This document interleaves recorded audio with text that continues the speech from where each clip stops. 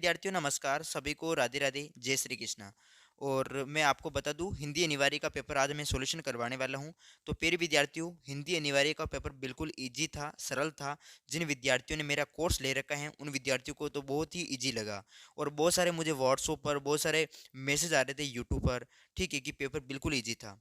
जो मैंने करवाया था प्यारे विद्यार्थियों, क्रेश कोर्स के अंदर मैंने आपके जो कंप्लीट तैयारी करवाई थी उसी में से पूरा का पूरा हिंदी अनिवार्य का पेपर मिला है, ठीक है। और मैं आपको ये कहना चाहूंगा प्यारे विद्यार्थियों, ये हिंदी अनिवार्य का पेपर इजी था और पूर्णांक 70 नंबर का ये पेपर था आपके, ठीक है।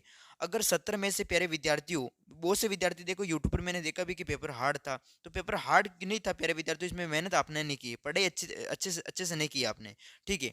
तो आप पढ़ाई अच्छे से कीजिएगा, पेपर तो इजी था लेकिन आपने कुछ पढ़े यानी यानी कुल मिला के अच्छे से तैयारी नहीं की है, ठीक है। तो अगर आपके मान लो 40 से ऊपर नंबर आ रहे हैं तब तो आपकी तैयारी जो है वो नॉर्मल है, मतलब ठीक ठाक है। अगर 40 से कम नंबर बन रहे हैं तो प्यारे विद्यार्थियों, मैं तो कहता हूँ कि आपको मतलब उम्मीद ही नहीं है, ये छोड़ दो कि भाई मेरे अच्छे परसेंटेज बन जाएंगे। अभी क्या एग्जाम के 2 ढाई महीने और हैं, बोर्ड एग्जाम शुरू होने वाले हैं, ठीक है।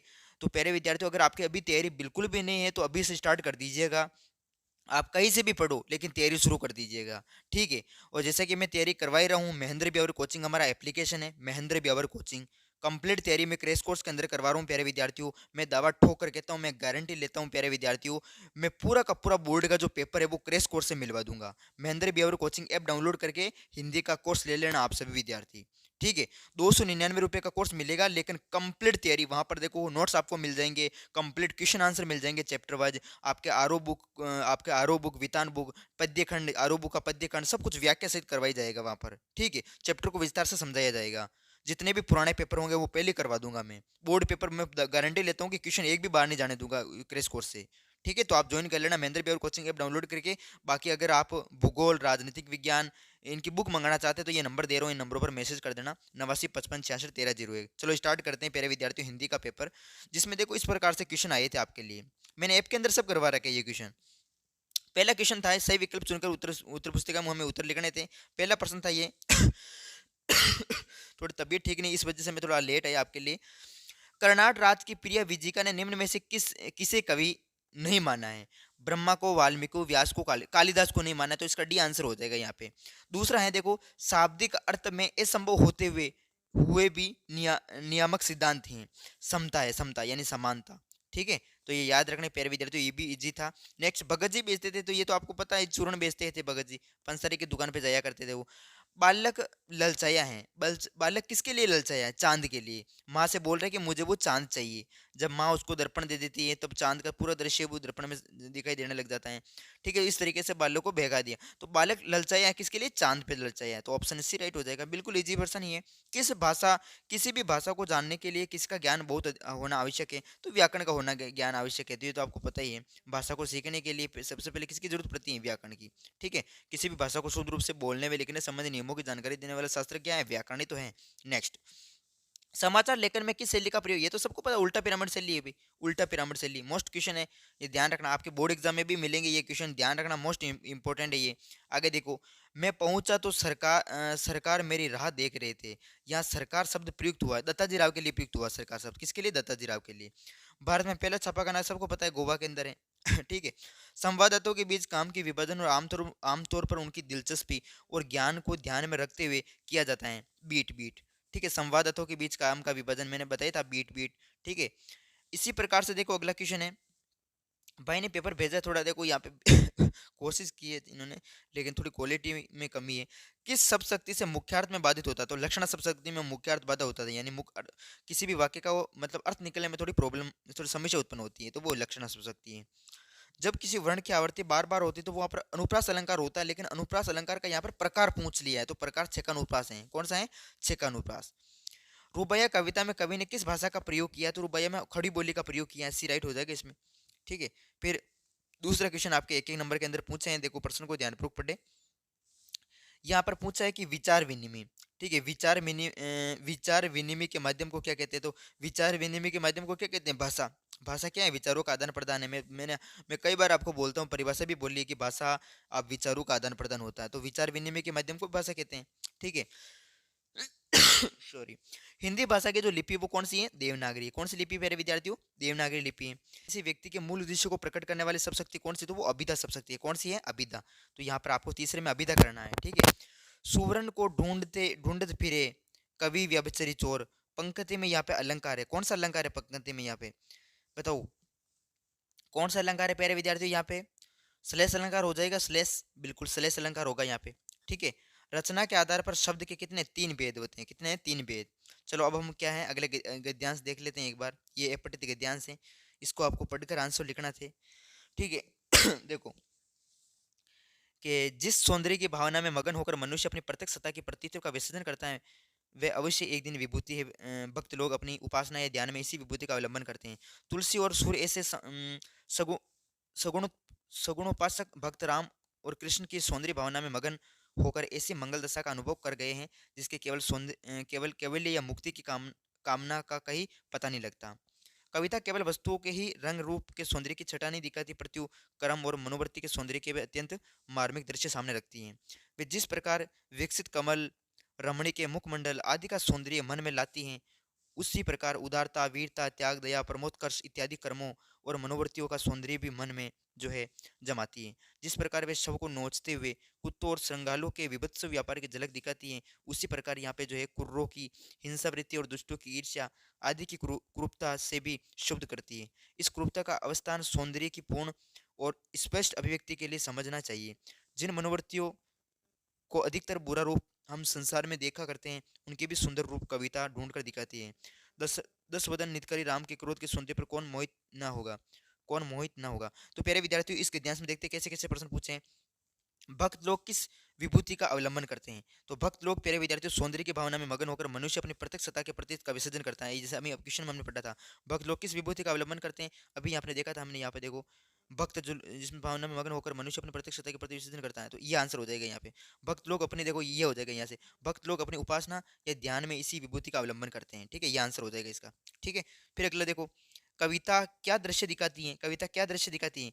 कविता केवल हमें वस्तु के रंग रूप के सौंदर्य को दृश्य दिखाती है। यहाँ पे देखो अभी हमने यहाँ पे पढ़ा था, कविता कविता केवल वस्तुओं के ही रंग रूप के सौंदर्य को छटा नहीं दिखाती, प्रत्यु कर्म और मनोवृत्ति के सौंदर्य सौंदर्य यहाँ पे 2 मिनट रुकिएगा, सौंदर्य के भी अत्यंत मार्मिक दृश्य रखती है। तो ये आंसर हो जाएगा पहले की, ये हो जाएगा, ठीक। दूसरे का ये हो जाएगा, ठीक है। केवल केवल या मुक्ति की कामना का कहीं पता नहीं लगता, क्यों?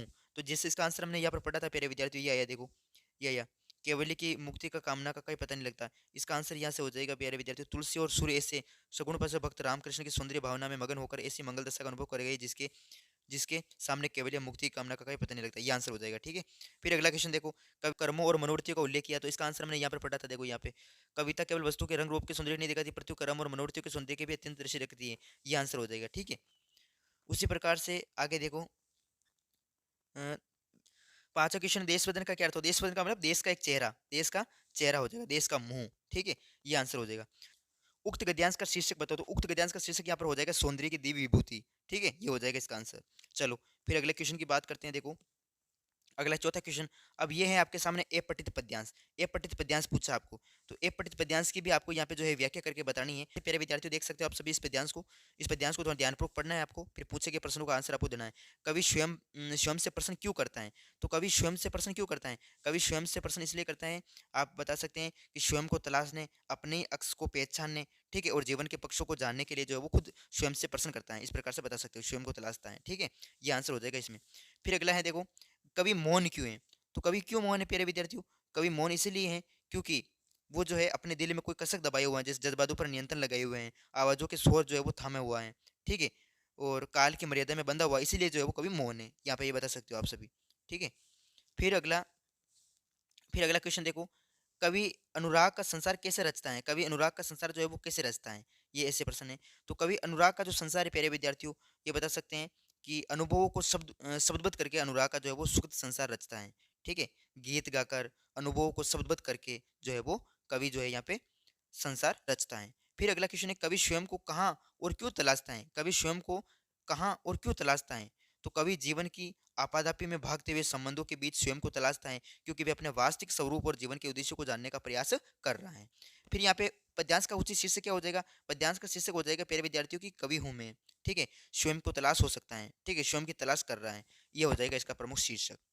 फिर अगला देखो पाँचवा छठा क्वेश्चन आपको यहाँ पे पूछे हैं, ये आपके बुक से रिलेटेड क्वेश्चन है कि आपको अपाहिज होकर कैसा लगता है। ये हर प्रकार के क्वेश्चन मैंने करवाए थे। आपको अपाहिज होकर कैसा लगता है, इस प्रश्न में समाज की किस मनोवृत्ति का पता चलता है। तो इस प्रश्न में समाज की यहाँ पर संवेदनहीन, क्रूर और व्यावसायिक मनोवृत्ति का पता चलता है, जो किसी की पीड़ा पीड़ा को भी मनोरंजन या व्यापार का साधन बनाने से नहीं हिचकिचाते हैं। ठीक है, इस प्रकार से इसका आंसर आपको लिखना था। यशोधर बाबू सारे सेक्शन के इसरार करने पर भी अपनी सिल्वर वेडिंग की दावत में नहीं रुके, क्यों?